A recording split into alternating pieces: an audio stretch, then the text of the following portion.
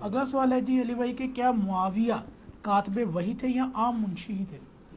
پہلی بات یہ منشی والا جو لفظ ہے نا یار، یہ میرے گاٹے فٹ کیا ہوا تھا ادھر لوگوں نے، اور مجھے کہتے ہیں نہیں وہ دیکھو نہیں منشی کہہ رہا ہے، یہ منشی کوئی نٹوریس ورڈ نہیں ہے سر۔ ایک زمانہ تھا یہ لوگ فخریہ بتایا کرتے تھے کہ میں منشی ہوں، یہ فلاں بندہ منشی ہے وہاں پہ، یہ کوئی نیگیٹو ورڈ نہیں ہے۔ کلرک کی آپ سمجھ لیں یا اسٹینوگرافر کی آپ سمجھ لیں اردو ہے منشی، لکھت پڑھت کرنے والا بندہ۔ بڑے بڑے تاجروں نے دکانوں پہ رکھے ہوئے ہوتے ہیں۔ ایون یہ منشی والی جو حدیث صحیح مسلم کے اندر آتی ہے نا کہ حضرت معاویہ رضی اللہ تعالیٰ عنہ نبی الاسلام کے منشی تھے، یہ علامہ وحید الزمان صاحب نے خود منشی ترجمہ کیا ہوا ہے، لیکن وہ سر پرانی صحیح مسلم میں کیا ہوا ہے، جو صحیح مسلم پہلے چھپی تھی نا جس کا پی ڈی ایف ہے، اب جو پرنٹ کیا مکتبہ اسلامیہ نے انہوں نے اس کو نا کاتب لفظ کر دیا ہے۔ تو منشی لفظ کوئی نٹوریس نہیں ہے، آپ کاتب کہہ لیں بے شک۔ تو اس میں مسلم شریف الفاظ ہیں کہ وہ کتابت کیا کرتے تھے، منشی تھے۔ کاتب وحی کے الفاظ صحیح مسلم میں نہیں ہے، وہ میں نے ساری حدیثیں اس میں جمع کی ہیں۔ اس میں صرف اتنے الفاظ ہیں کہ عبداللہ بن عباس کو نبی الاسلام نے بھیجا کہ معاویہ کو بلا کے لکھواؤ، بلاؤ میں نے کچھ لکھوانا ہے، خط لکھوانے تھے۔ ایک بار گئے تو وہ واپس آئے، ان کا کھانا کھا رہے ہیں۔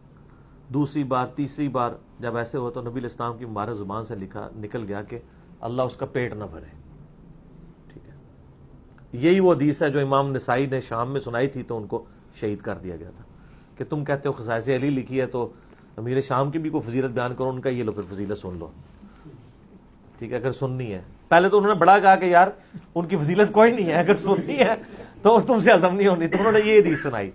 اچھا، اس حدیث سے نا وہ کہتے ہیں نہیں جی یہ تو دعا دی ہے ان کو،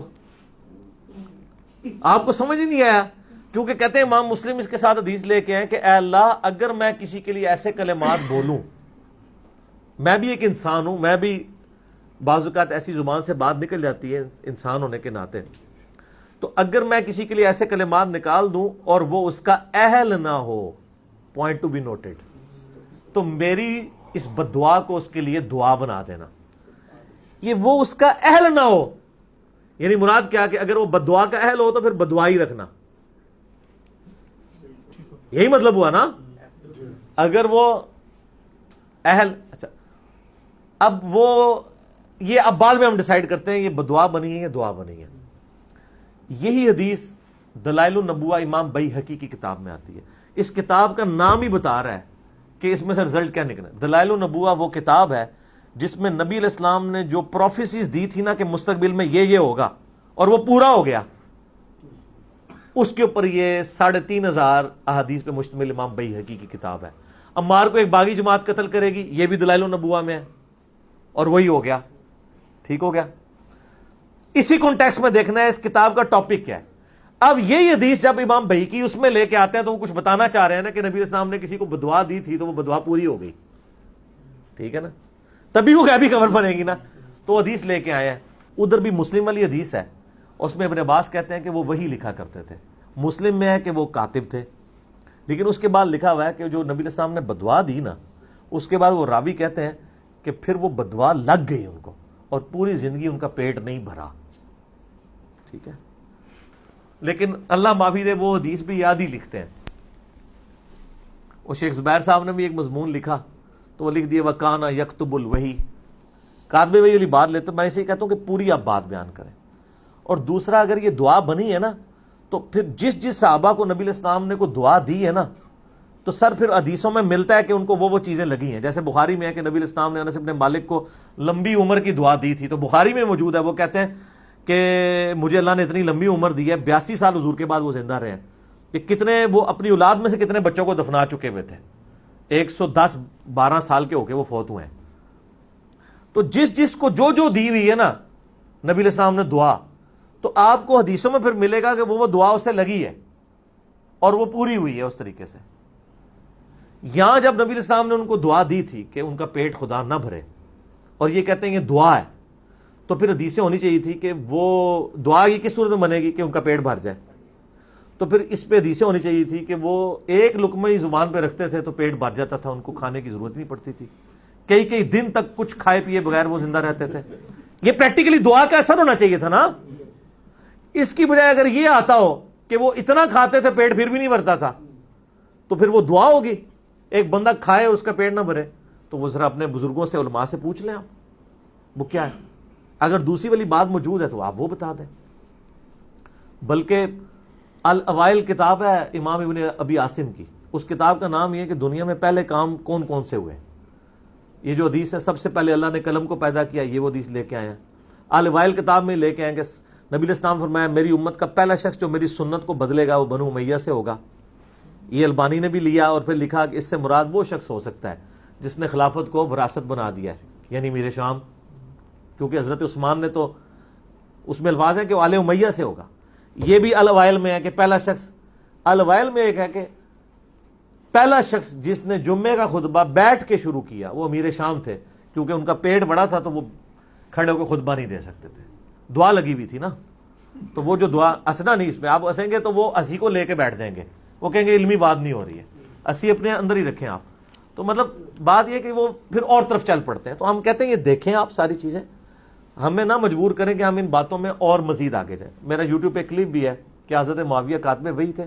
ہم کہتے ہیں بالکل ہے, لیکن بات پوری بیان کریں, پک اینڈ چوز نہ کریں, پوری بات امت کو بتائیں. پھر سلف کا فام بھی بتائیں, جو آپ سلف کے فام کا رونا روتے ہیں کہ امام بیہقی نے اس کے ساتھ کیا لکھا ہے کہ ان کا پیٹ نہیں بھرا. یہ نہیں لکھا کہ وہ تھوڑا سا کھاتے تھے تو کئی دن تک پیٹ بھرا رہتا تھا. دعا تو تبھی ہوگی نا کہ پیٹ بھر جائے.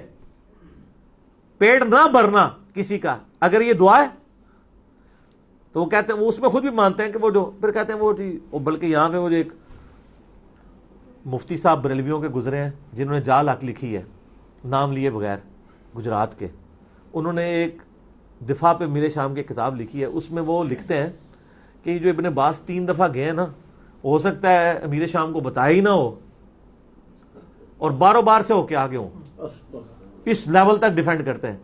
تو پہلے تو میں ان کو الزامی جواب یہ دوں گا کہ وہ تہاڈا منڈا نہیں سی. ابن عباس جڑا ہے نبی علیہ السلام دا کزن سی, جس کے بارے میں بخاری میں حدیث ہے اسے قرآن کا علم عطا فرما, ٹھیک ہے نا, سیاڑا بیڑا بندہ سی. اور بڑے بڑے صاحب حضرت عمر کے قریب نہیں ہوتے تھے, وہ قریب بیٹھتے تھے علم کی وجہ سے. دوسری بات, آپ نے امیر شام کو بچانے کی خاطر نبی علیہ السلام کو تختہ مشق بنا دیا کہ آپ علیہ السلام نے تحقیق ہی نہیں کی ہے کہ ابن عباس نے پیغام بھی میرا دیا یا نہیں دیا. یہ تو کفر میں چلی جاتی ہے بات, اور باروں بار ہو کے آ گیا اور آپ اتنے جذباتی ہوئے کہ آپ نے بدعا دے دی ہے. اور تیسری بات جو بہت خطرناک ہے کہ حضرت صاحب تسی تے علم غیب نو مندے ہو, مطلب نبی علیہ السلام نے علم غیب ہی نہیں سی کہتے, اندروں ہو کے نہیں آیا, باروں بار آیا پھر بھی بدعا دیتی. سب سے بڑا پوائنٹ ان کے لیے یہ ہے, یہ تو کہتے ہیں نبی علیہ السلام کو علم غیب ہے. جب علم غیب ہے تو آپ کے عقیدے کے تحت نبی علیہ السلام کو پتا ہوگا کہ وہ اندر سے ہو کے یا نہیں ہو کے, اور اگر آپ اس کے باوجود نبی علیہ السلام پہ جھوٹ باندھ رہے ہیں تو سر آپ امیر شام کو بچاتے بچاتے اپنا ایمان ہی گوا بیٹھے. اور میں نے یہی دیکھا ہے جو ان کا جھوٹا دفاع کرتا ہے نا وہ ایمان سے چلا جاتا ہے. کیوں چلا جاتا ہے؟ اس لیے کہ صحیح مسلم میں حدیث ہے 240 نمبر حدیث, مولا علی کہتے ہیں اس ذات کی قسم جس نے اناج کو دانے کو پھاڑ کے نباتات اگائے اور مخلوقات کو پیدا کیا, نبی امی نے مجھ سے یہ عہد لیا تھا کہ اے علی تجھ سے محبت نہیں رکھے گا مگر مومن, تجھ سے بغض نہیں رکھے گا مگر منافق. تو سر جو جھوٹا دفاع کرے گا ایمان سے خارج ہوگا. سچا دفاع ہم کرتے ہیں کہ ہم ان کے کلمے کا احترام کرتے ہیں, انہیں مسلمان سمجھتے ہیں, ٹھیک ہے جی, ہم ان کو منافق اور کافر نہیں کہتے. اور شیعہ کا بھی یہ موقف ہے. اس کی وجہ یہ ہے کہ اگر شیعہ کہتے ہیں کہ اگر ہم ان کو کافر کہہ دیں نا تو ہمارا مقدمہ ہی ختم ہو جائے گا. وہ کہتے ہیں ہم یزید کو بھی کافر نہیں کہتے. کیوں جی؟